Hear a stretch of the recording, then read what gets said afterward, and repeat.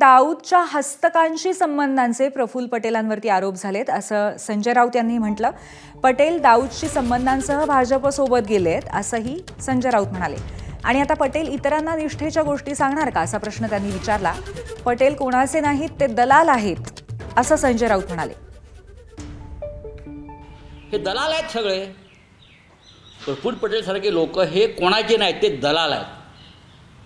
कधी काँग्रेस पक्षाचे दलाल करत होते, कधी राष्ट्रवादी काँग्रेस शरद पवार पक्षाला बाप बाप बाप बाप फिरत होते. मग दाऊद इब्राहिमची दलाली केली असं वाटतंय. आणि इथे आल्या होती मग त्यांची संपत्ती सगळी मोकळी झाली, साधारण 1000 कोटीची. अशा लोकांनी संसदेमध्ये उभं राहून त्यांची बोलण्याची लायकी आहे का? आणि मी प्रफुल्ल पटेलला सांगतो, माझा नादाला लागू नको, नागडा करीन. तिथे भाजपच्या लोकांना चमचेगिरी करून दाखवत होते काल. त्यांच्या अशा घाण दळभद्रांच्या तोंडाला लागणं म्हणजे महाराष्ट्राचा अपमान. हे शत्रू आहेत महाराष्ट्राचे.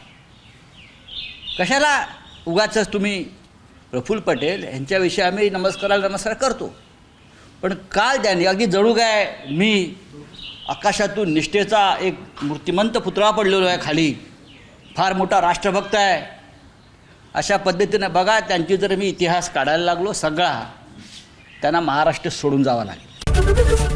एबीपी माझा, उघडा डोळे बघा नीट.